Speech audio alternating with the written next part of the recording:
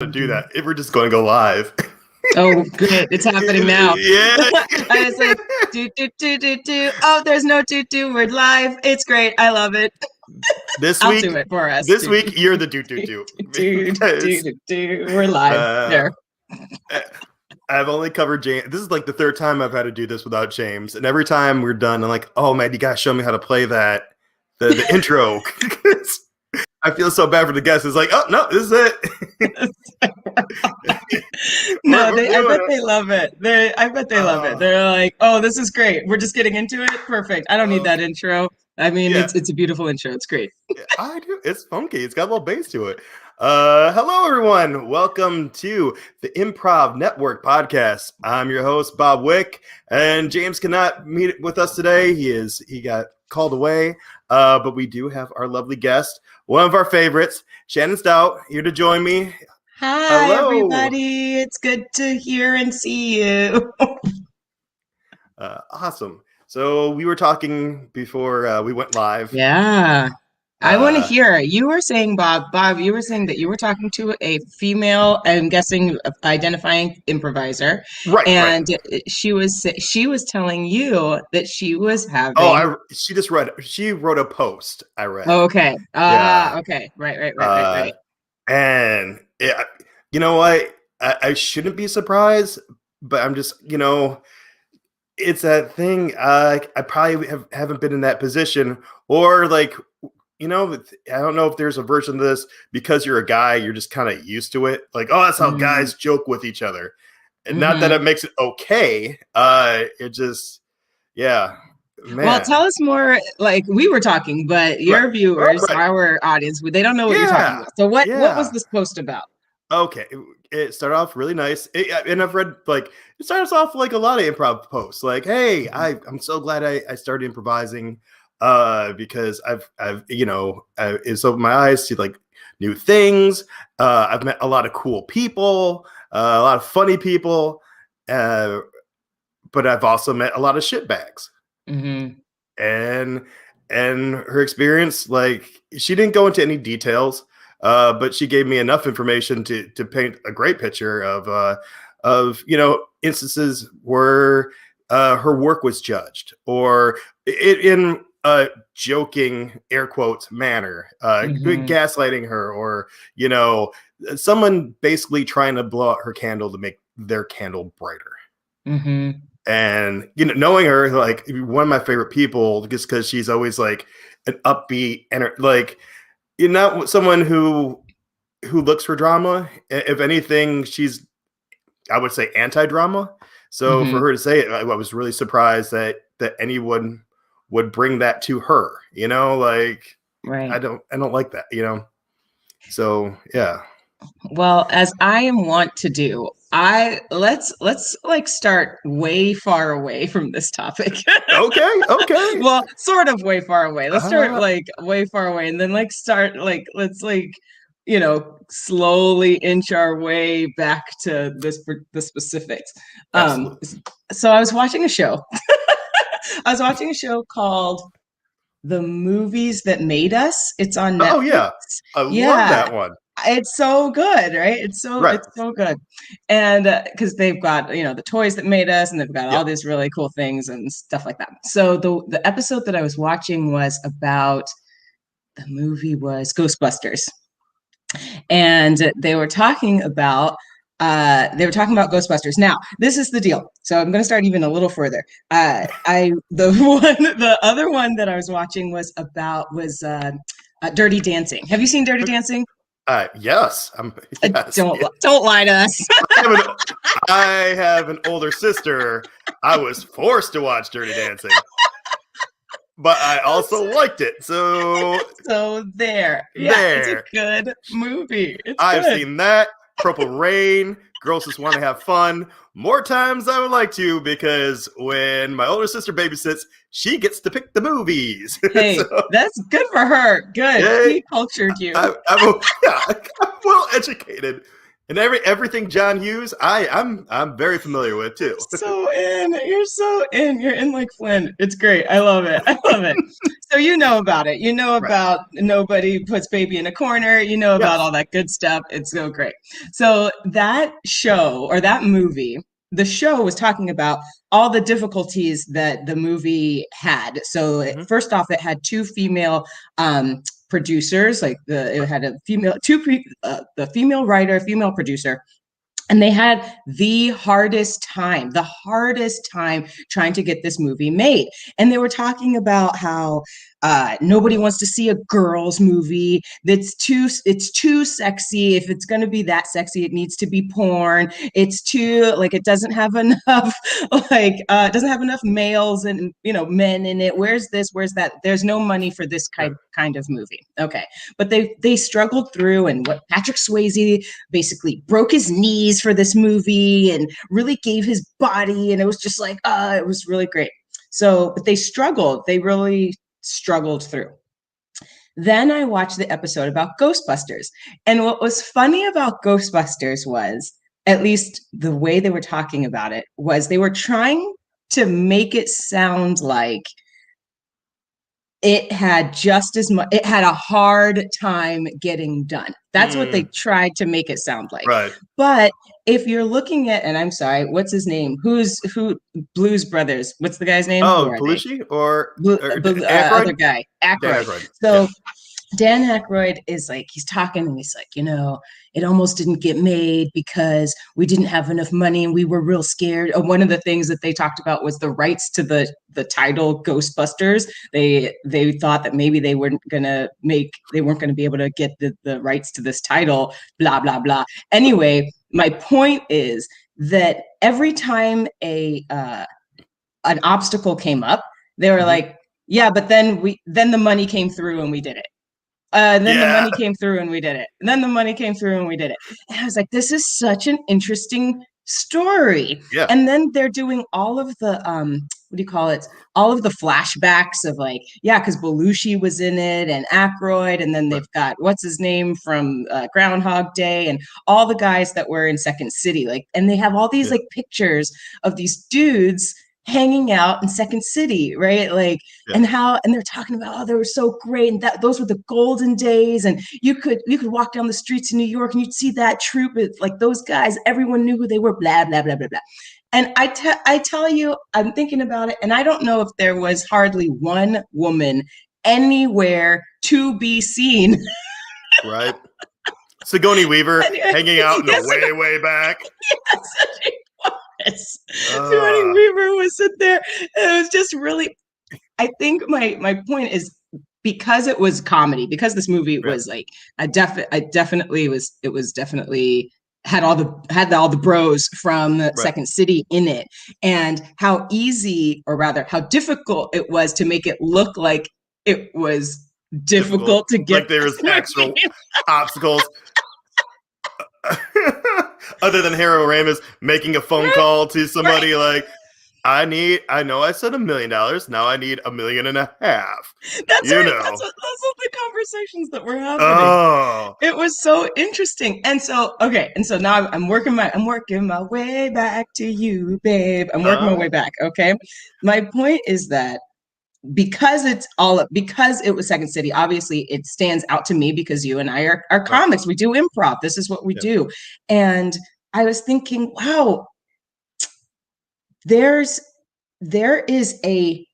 and we all know this, but really to see it like that was interesting. There is such a culture of broness. There's such a culture of males that hang out together, and those guys are the dudes when they walk down New York, and they walk down the streets of New York, they get recognized.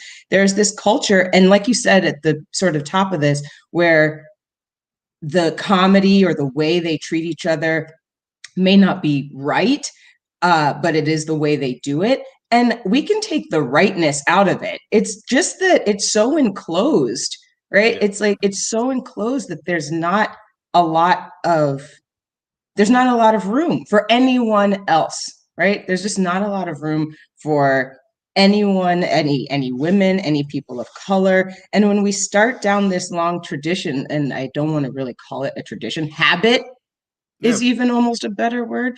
When we start down this like road of habit, then you start getting the people like that come in, the golden women of like SNL, like Tina Fey and you name them. Like, you know, I'm like, I can't. Tina Fey is the one that's in my brain. I can name her. Yeah. Tina Fey. Oh, Molly Shannon. Molly Shannon. Thank you. Gilda Radner. I'm sorry, women. I'm really sorry. Oh, I'm failing you right now. Let me mansplain you what funny women are. And we'll We're doing there. Great. We're doing great. We're doing great. But yeah, when you get it's like an anomaly, right? It's an anomaly. It's so surprising. But they were there all the time. And then by the time that they arrive, there's this culture that's happening. And it's so for your friend, I feel for her because I know that there's this questioning that happens in the female, I would say, like how about this? People who aren't cisgendered white males, right? They're in comedy. There's this questioning that happens when you get let into something, or you get cast for a show, or you get cast for anything. You think to yourself, no, like, I'm hilarious. I'm so funny. But also, am I being cast because I'm Black? Am I being cast because I'm a woman? Why am I here? I should be here because I'm just as funny and just as capable as every other man here. And then once you have that like weird doubt, then it's not that's when it starts happening. No. It's already happening, but you also can't, it's harder to stand up for yourself, right? It makes sense because, as performers, we already have enough doubt in our heads as it is. So just something else that, not if it's true or not, or whatever, if it's just a voice in the back of your head, like, am I here for the reasons that you just stated? That's, I couldn't imagine. Yeah, it's weird. It's weird. But there's no but. I'm going to put you on the spot here. There are ways that in shows we can allow for people who don't look like us to shine, right? And so I'm wondering, how do you do that, Bob? I know you do it. I know you do it because you're amazing and generous with your stage time. Honestly,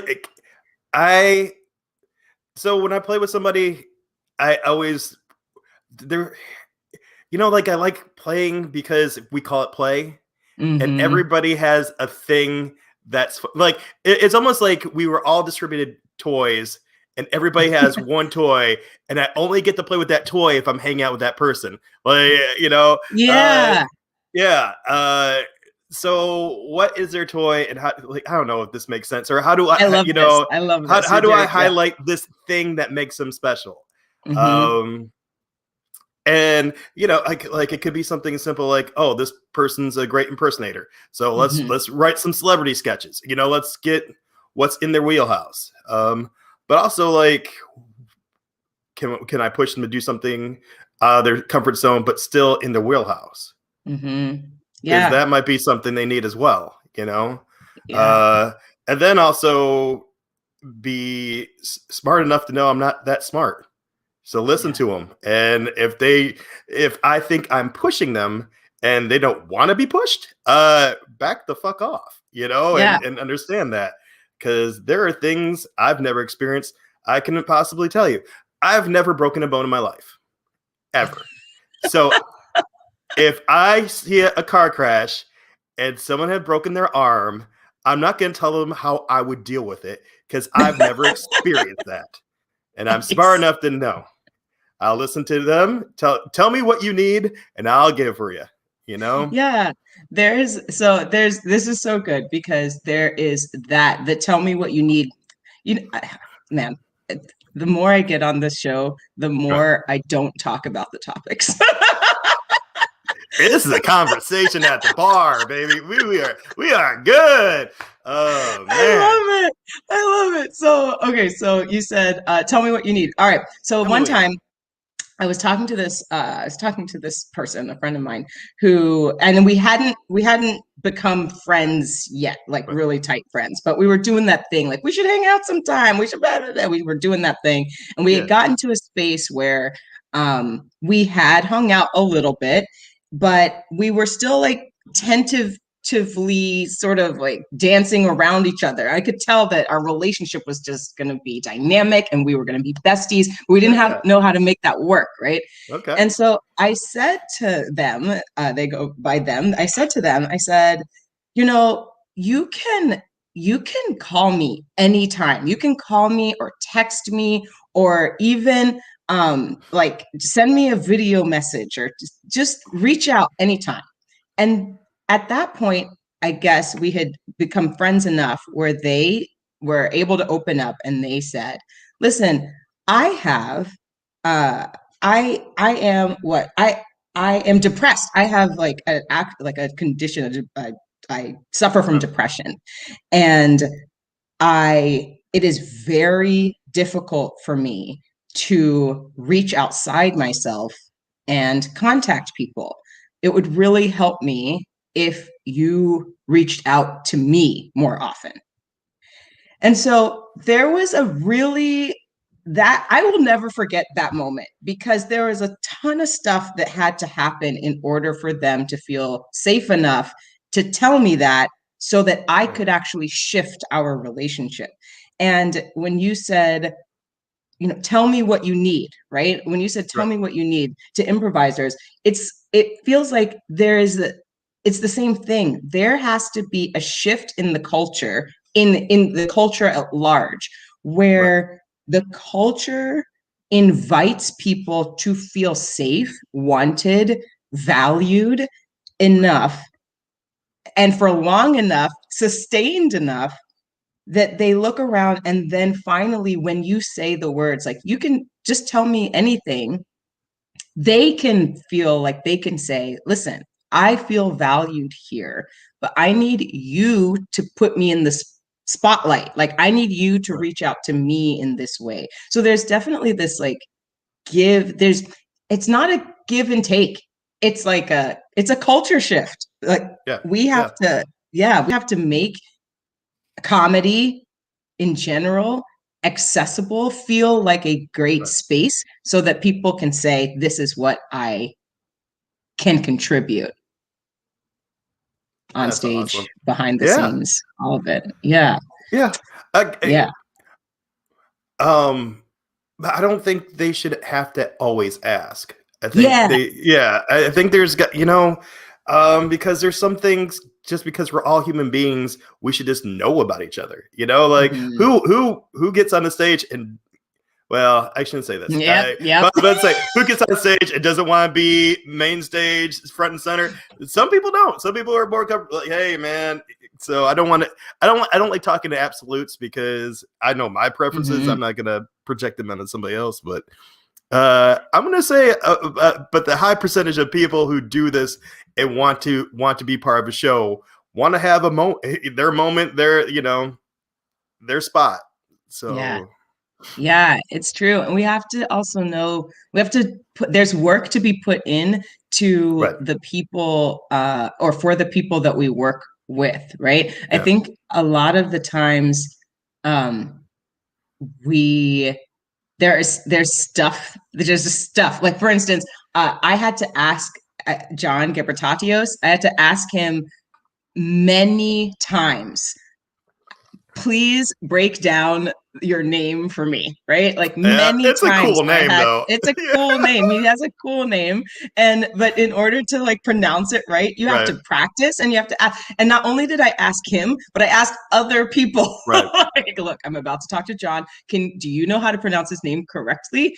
And it was interesting. What was interesting was, so I finally got it down. If you're listening, John, tell me if I still have it.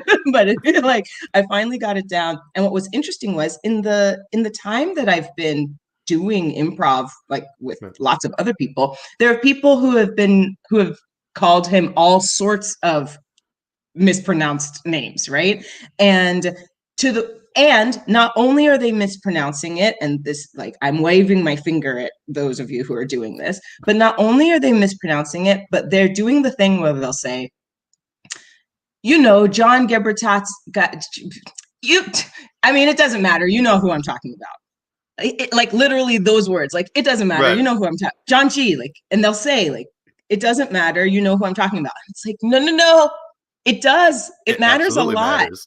Yeah. It matters so much. And if you do the research, then that person, the next time you talk to them, they feel comfortable in your space. One of the things I tell my students, I ask, how about this? I ask my students, and it's hard to do, is to be vulnerable with your culture, right? Yeah. So if you wear a hijab, make reference to that. If you eat fufu, make reference to that. If you say jumbo, make reference to that.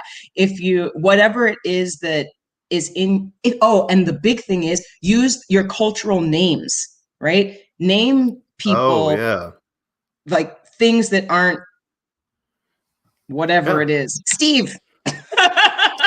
yeah, what's your version of Mike? Yeah, Steve. Or, Steve. Yeah. What's your Michelle? Yeah, exactly. Yeah, I like that. So you'll find people that come from all over the country, and then when they play with, or rather, they come from all over the world, and then when they play with people who are Americans, they drop their culture completely because they're trying to make room for you.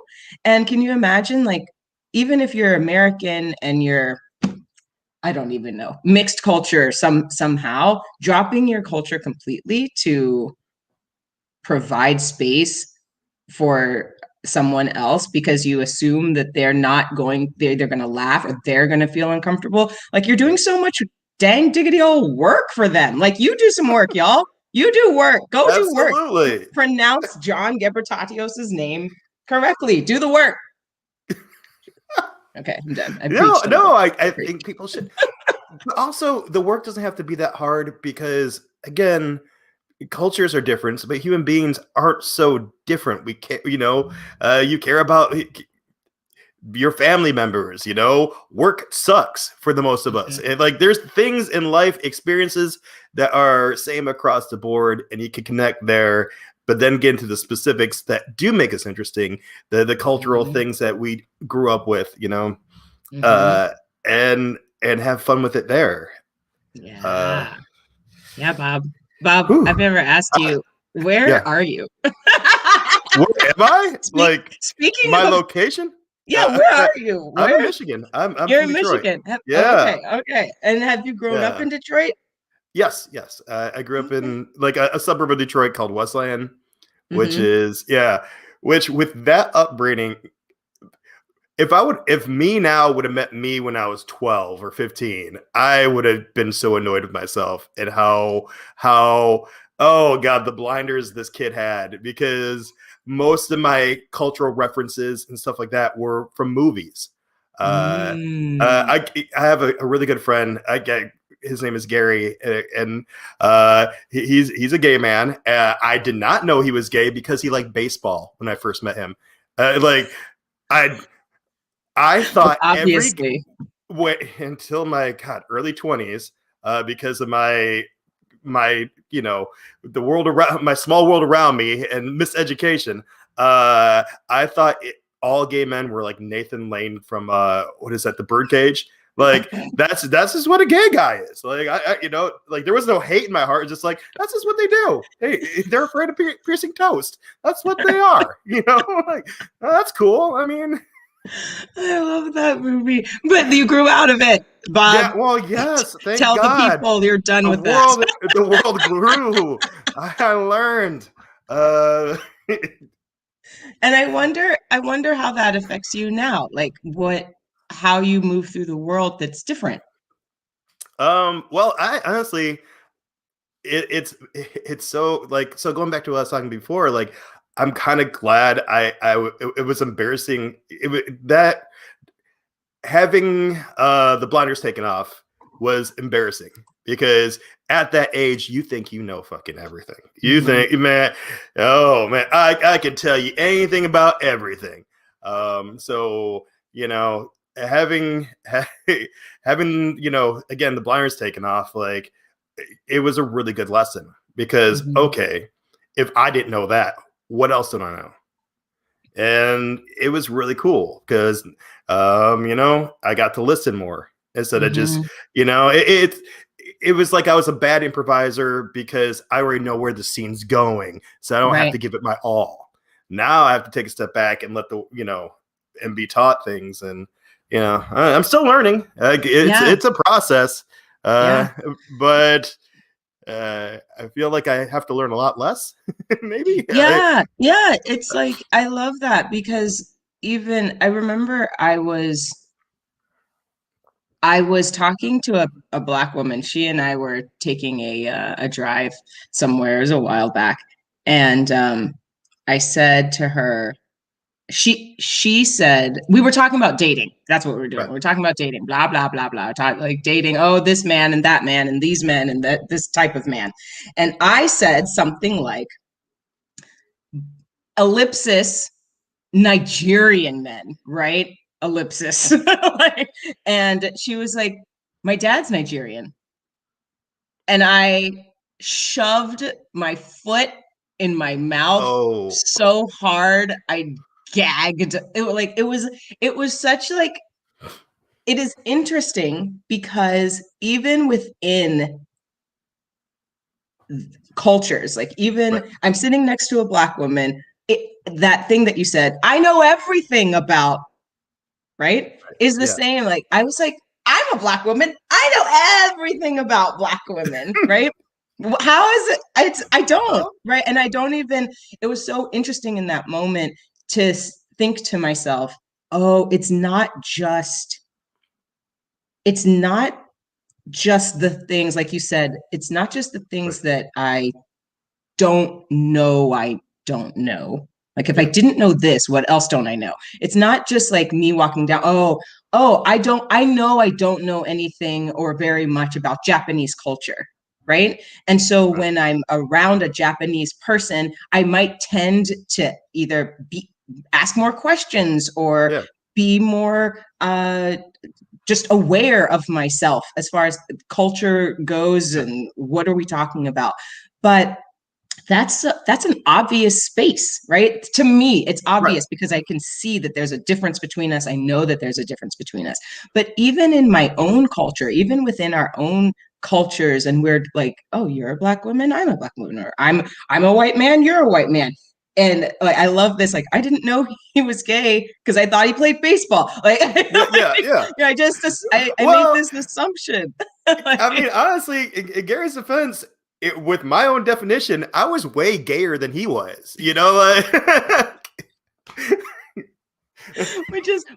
know how gay we are. So, like, we never know.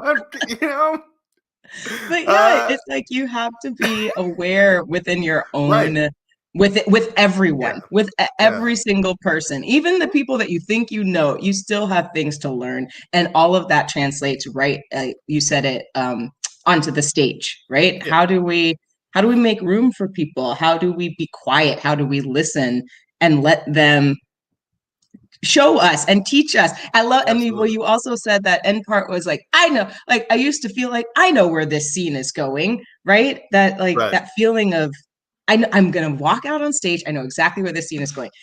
As older improvisers, like now, I'm so much better. I'm at least better. I'm not great. I'm so much better at like, here's an offer and then leave it.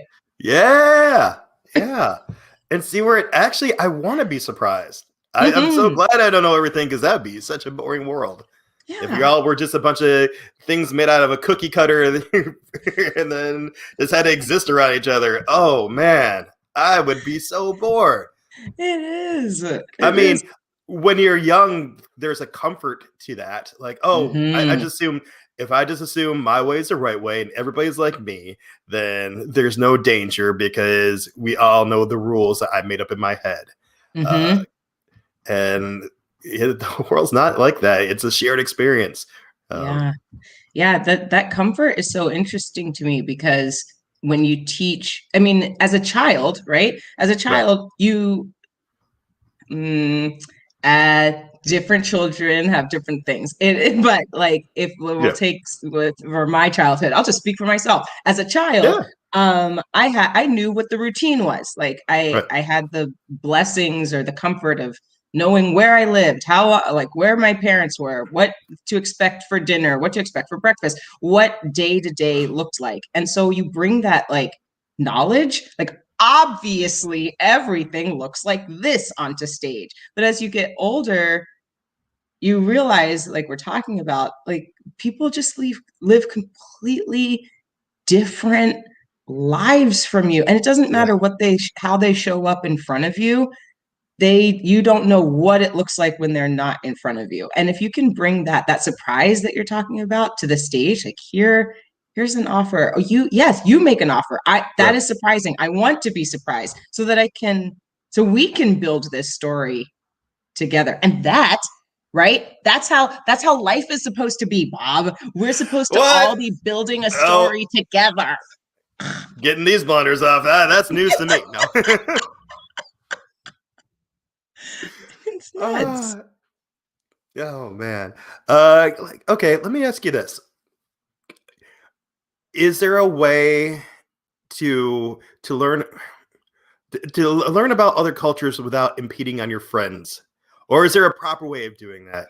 Because I do feel bad because, if someone looks different, it feels like it's their responsibility to explain what their culture is 100% of the time, rather than just like, I don't know, the proper etiquette, if you will. Yeah. I mean, with this, like you said, this is a bar conversation.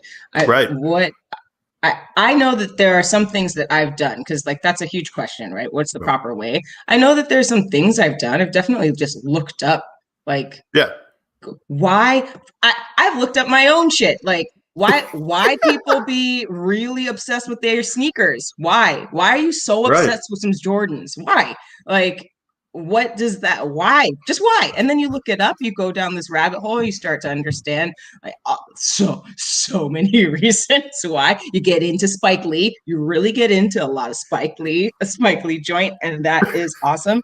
But yeah, like instead of Netflix right now, oh my God, I'm sorry, but Netflix is annoying, but they are making it real easy to just be, not even cultured. Culture is the wrong word, but just go beyond what you would look at, like movies, for instance. I'm watching a lot of indie movies. I'm watching a lot of LGBTQ movies,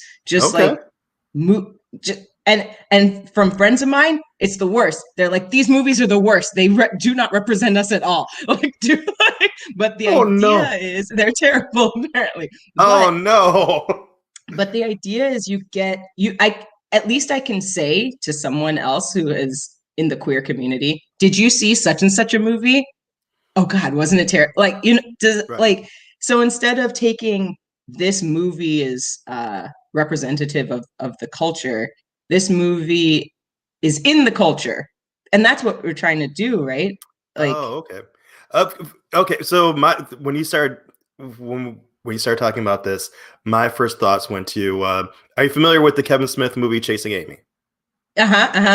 Because that's how I was introduced to. Oh, that's the lesbian culture, Right. And if she just meets the right man, Ben Affleck, it's like a light switch. You can just, and he has gone forth and like that is more of a science fiction movie than a cultural movie, and that's why I like him, because mea culpa, buddy. But because I remember like people being upset, like this is not our culture, and like because no one pierced the toast. I guess I don't know. I didn't know what was what back then. I make funny, but. Yeah, I guess that would piss me off. It really would. Yeah. It's like, that's not who I am. That's not representative. And now I walk through the world and people are like, right, I totally saw fill in the blank, whatever movie. And I know you now. No, that's not how it works. Me. That's not me. And that's not why you're supposed to be watching the movie. You're watching the movie not to learn about the culture, right? Yeah. You're watching it to speak on it, to like, right. Oh, I saw that movie. Such an offer, right? To put them like, did you see such and such? Offer. And then you wait, just like you said, then you wait for the surprise. What are we talking about here? You know? Because I guess, like, I don't know. I guess one could just Google every culture of what does this mean? What does this mean? And you could do that, but right. I think that your instinct is right? It's not on a person to, because when you said I'm from Detroit, when you were like, I'm from Detroit, I was like, obviously you're from Detroit. All your friends are Black, right? Oh yeah. And I hang out with Eminem, and we're all on 8 Mile, and sometimes RoboCop comes around. Yeah, right. Yeah. But it doesn't sound like any of those things are true, Bob. What? Me and Marshall are like this. It doesn't sound like any of that's true. I was almost in D13. That's D12 plus me, and it just didn't work out. I don't have a tight flow. It works out. I don't have a tight flow. I do not. Actually, I was like, I went to a festival in Atlanta one time for improv, and everybody was so surprised at how polite I was because I was from Detroit. Not everybody. There was, I shouldn't say everybody. There was a woman working like the concession stands that also sold beer. It's like, oh, Detroit. May I just say, you have been very polite this weekend. Like, okay. All right. You see, everyone has a stereotype. Man. Like, Detroit, you're from Detroit? Oh my gosh. Like, you're super how hardcore. How gross is it up there? How much jail time did you have you spent in the jails, right? Can I see your prison tests? I don't know. Right? No. Yeah, those are I feel like, yeah.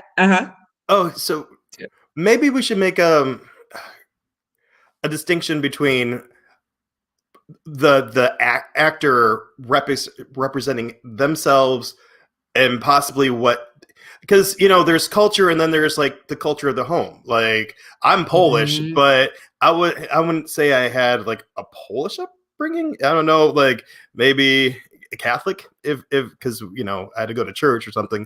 But like what your version of your home is completely different than what Google might say about a Polish American. I love that. So maybe we should make that distinction, other than we have a guy or a girl or someone who looks like this race. We should kind of wedge them in there and. Right. Yeah. No, I love that distinction. The idea of just making it accessible, making it comfortable for people to represent what their home life is like. Yeah, because you absolutely don't know. I was talking about like me talking to somebody who is Japanese, right? Sure, right. The Japanese culture as at large may be different, but that person's home culture may be completely different than what I think it looks like, right? And so giving them the space to do whatever it is that they do at home, that's a big deal. It's really interesting because it's, I don't know. I'm trying to think of my own home life. Are there things in your home life that you think, like when you go home to your parents, I'm making an assumption here, but when you go home to your parents, is there things in your home life that are interesting, that are well, I would say, well, we talked about last week, like the beats of a scene. So what is that relationship? How do we show that? So I guess if our job is to show things on stage, the first example that came to my mind, my dad likes to show people he loves them by feeding them, and sometimes he's not that most organized guy, so he's like, I have some KFC I bought 3 weeks ago. You should have some. Like, I do not want that. I don't want it. I am good. Oh, come on. Or he doesn't understand what a vegetarian is. I was dating a girl. And he's like, oh yeah, well, if Jen comes in, I'll make chicken. I'm like, you can't make her chicken. She's a vegetarian. It's not meat, Bobby. Yes, a chicken is an animal. So it's that thing. Like he just doesn't get it. See, Shannon, that's part of the reason why I had blinders on. Like this is where I was raised. Oh, I love it. He's like, oh, yeah. I love that. In my family, when I talk to my mom, especially on on the phone, my mom and I spend a good, I would call it 2 minutes, like maybe 3. We spend a good 2 minutes actually saying the words, "Hi, mommy. Hi, Shannon. Hi, mommy. Hi, Shannon." And it sounds just like that. Like she picks up. Have you done that since you were little? Like, is that how you used to greet her in the morning, or greet you in the morning? I don't know how that showed up. I love it.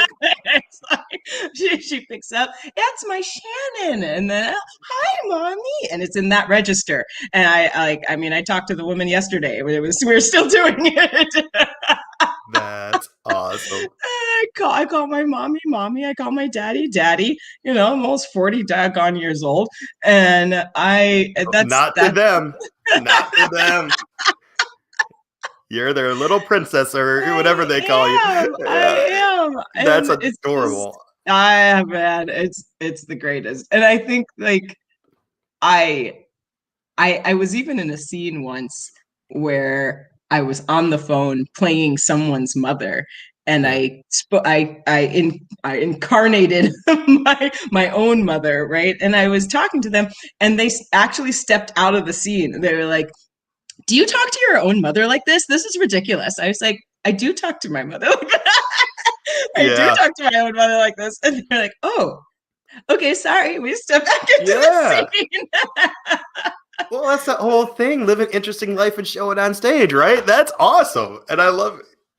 I just love how sweet it is. It just, my gosh, it is. It's very saccharine, but but that's how we communicate. And I wonder, I wonder how many people are out there sort of cycling back to the very beginning, the origin of this conversation.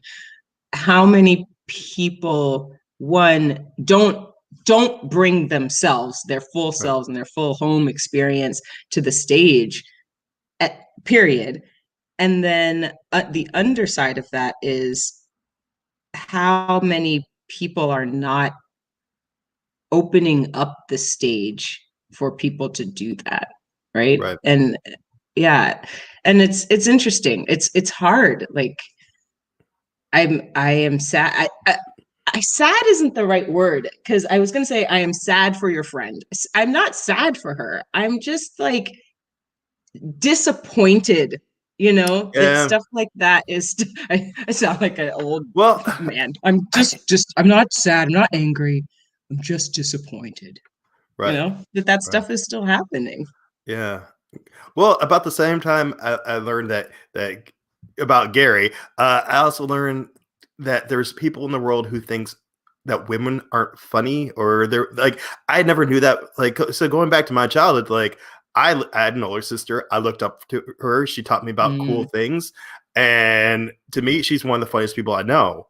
So I didn't understand the conversation until, like something happened in one of my classes, and my teacher set someone straight, and I loved it. Like, it's great. I still use those words in similar situations, I just, it's hard to break any stereotype is hard to break, right? And then what sucks is that once a stereotype is there for long enough, the people that are victim of that stereotype wonder, wait, is it true? Like, I know women who have said, "Oh yeah, I could never do comedy. I mean, women aren't funny anyway." Women who have said that. Wow. "I could never do comedy. Women aren't funny anyway." What? Do you hear yourself talking? That's so, And it's so painful, right? Because who knows where they came to that? Did they come to that? Did their fathers teach them that? Where did that even come from? Like, where did it come from? Oh, I'm sorry. I cut you off. No, that was good. Oh, I'm sorry. I think about so many people who have opinions on comedy don't do comedy, but they think they know what comedy is. And I think about traditionally, like 80s comedies, you usually had probably a lead guy who was going through something, and he was the wacky one. And you always had like the female lead who had to play the straight man or play off of it. And that takes so much talent, but it gets underappreciated because those aren't the lines we quote. So here is this poor actress doing all this extra work to make sure her scene partner looks funny, which is something that we should strive to, and doesn't get any of the credit because the people judging it are not in the know. Yeah. You know? Yeah. It's it's hard to be in the know when the know is just wrong, right? Right. Because I can't argue with that. Right? Because the know at the time, like being in the know is like, we all know that women aren't funny, or we all know that fill in the blank stereotype here, right? And so if you know that, it's hard to change it. And then if you're part of that stereotype, it's definitely hard to change it. Yeah, that's annoying. Oh, it is annoying. I'm annoyed for you. But that's the thing. So it's like, it's one of those things where women, people of color, and like marginalized people listening to this podcast, thinking to themselves like, oh, good, Bob is annoyed for us. Yes. Right. But at the same time, what's actually happening is like, yes, what is Bob going to do? What can I do for myself? Because usually people are already doing it. But if they're not doing it, yes, bringing your culture, staying in jobs and positions. It's so freaking hard. But the people who stay in writers' rooms, when marginalized people who get into writers' rooms and any backstage, any stage, in front of the screen, behind the screen, whatever. And then they're feeling all these terrible things. They're being treated in terrible ways. But if they leave, then we don't see them. I don't see them, right? I don't get a chance. The consumer who is gay, Black, whatever, I don't get a chance to see that person, that I am being represented wherever it is, SNL, Netflix, wherever it is. I don't get a chance. And so it's staying. I don't even like to say it, but like somehow getting your name out there so that people can see that you're doing the work. The work is actually being done. So that I can follow it, right? Yeah. Because if I can't see it, I can't follow it. What was I watching? Oh, it was some stupid movie. I'm always watching some dork movie. But some lady was trying to be a television producer, a Black television producer, and she went to the station and she was interviewed by this Black woman. And she sits in the chair, and the woman is interviewing her, and she says something like, "Well, your boss isn't even going to hire me, something." And she was like, "Ma'am, I would be your boss." And it was like, oh no, she is the television. Wow. Not oh no, but like, what? It's two Black women talking to each other. They're both in power. I was like, what's happening? I was watching, oh my gosh. And I don't watch this crap, but doggone it, The Falcon and Winter Soldier. Thank you. I failed your nerd test. It's okay. I didn't get to watch it because I was watching 4 hours of Justice League. So I watched that too. I went in and out. I was like, I don't have to watch all of this, right? I can watch the dishes. Right? That's a healthier way to watch it. You're a better person than I. Oh my gosh. So I was watching after definitely my poor partner was like, "Are you gonna watch The Falcon and Winter Soldier?" And I was like, "Is it about a bird in in the mountains in the Himalayas. Is that what this show is about? Because a bird in the Himalayas sounds really fun to me. He was like, no, it's not about that. Anyway, so I was watching Falcon and the Winter Soldier. Right. And within the first, I'll say 10 minutes, okay? Within the first 10 minutes, I'm sorry. There is the new Captain America, Captain America dies. Oh, I'm sorry, spoiler alert. And he gets old, he hands over the shield to Falcon. Great. I'm doing so good. I'm doing great. And then Falcon meets up with the black guy in the robot suit, who is not War Machine. Sure, Don maybe Cheadle? that's it. Yes, Don Cheadle. Thank you, Bob. This is working so well. Welcome to our MCU podcast, where Shannon explains every movie in the MCU. I feel like people are like, I can't handle this, and they're clicking off right now. 4 more viewers. People want this. Give it to them. Okay, please. So they've got that dude, Falcon, and what did you call Don Cheadle? Falcon and Don Cheadle. Okay, so they meet up in I think the Smithsonian. I would watch the Falcon and Don Cheadle if John Cheadle had to play himself. It'd be so good. He's dope. Oh my gosh, I love it. So they're in the basement, I guess, of the Smithsonian Museum, and they're talking. They're just talking. And I'm sitting there and I'm watching it, and I literally said out loud, oh my God, it's 2 black men talking. And Gus was like, Gus, my husband, was like, okay, all right. I was like, do you see the power that Disney is wielding right now? Like, these 2 black men, they are high-ranking black men talking. They're not fighting. They're not getting shot. There's nothing bad happening. Women aren't being taken from them. Nothing bad is happening. In fact, they're uplifting each other. They're talking about work. Just like, hey man, you're going to take the shield. You're not taking the shield. That shield's yours. No, I'm not going to take it. I'll call you later. Whatever. So I want you to write episode 2 and then I'll start watching. I'm going to write episode 2 of The Falcon and Don Cheadle. Mm-hmm. Hell yeah. Oh my gosh. I think what my point is, I think I was talking about being seen, representation, right? Like if I hadn't seen that scene, I think I would have, I wouldn't have even known. I don't even know.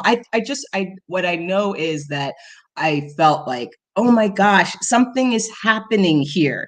And it's happening in such a way that is fantastical. Like Disney knows what it's, I think Disney knows what it's doing. They're putting up representation. And because of that, Shannon Stott, who am not interested in this world, it's fun, but I'm not interested like the fans are interested. But I was interested enough to stay around for that entire episode. I'll probably watch the second episode and start to Google who is working behind the scenes, because somebody had that thought, Bob. Somebody was like, no, you're gonna put these 2 black men in this seat and you're gonna leave them the fuck alone. Excuse me, but just everybody quiet. Let them talk. Let them hang. It was great. It was so interesting. Anyway, I've lost my train of thought, but I definitely probably told the producer, no, we're not gonna map this out like a scene from The Wire. We're just gonna let these guys do their thing. I know that's what you're comfortable with, and that's what's worked in the past when we had 2 black men talking. But sirens just boop, boop, boop, right? Where's it have to? Got to be in Baltimore. Gunshots have to go off. No, it's it was so good. And I'm trying real hard in my brain to connect our very beginning of this conversation, but I'm telling you, it's culture-wise, changing, that's it. Changing the environment, changing the culture, changing what we see, right? So we go all the way back to dang diggity old Ghostbusters, right? And that is one culture. That's what we saw. That's what was represented. That's the only representation that we had. And then we move into a space where two Black men can talk to each other without being bothered, and they're not talking about sex, drugs, or rock and roll. They're just talking about work. Like, that's another culture that is being represented. And if we can find somewhere in between where women are on stage not talking about men, right? Also in the same sort of idea, then your friend is going to have a space where she is starting to feel like she can open up on stage, that she's not dealing with, you call them poop bags, I think. Yeah. She's not dealing with those people, and then we can bring our stories. We can bring our stories to stage. Just the whole thought of knocking someone down just to make yourself feel better under the shroud of comedy. Just yeah. Oh man. All right. Well, I hate to stop us, but we have a time. We did it. We did. So that's our Beats of the Scene Part 4. This is like sub. No, this was Falcon and Don Cheadle. That's what this one was called. No, I appreciate you so much for taking me on this, because I hope other people read her posts and get as upset as I did, because I think that would help change the environment. And you're absolutely right. It does need to change, and we can change it. It's not that hard. If I can take off my blinders, everybody else can. Yes. Cool. Thank you so much. Thank you so much. It is my pleasure, Bob. Thanks for having me. Anytime you want to come on, you're welcome. You're welcome, because it's always fun talking to you. So what does James usually say right now? This is what he says. Well, first of all, is there anything you would like to promote before I do the spiel? Always visit me on Improv on and off the stage. You can go to shannonstott.com, take some classes, and find me on all the things: Instagram, Facebook. I love talking improv, just like we're talking here. Yeah. Folks, if you're listening to this and if you have some suggestions on how to change things, please post them. I would love to hear. We got to keep this conversation going. That's how things change. And until then, we'll see you next week. Check us out on our Facebook page. Check us out on the Improv Network Facebook page, and on their website, the improvnetwork.org. If you haven't signed up already, please sign up. Start your own profile. They have so many cool resources for you to check out.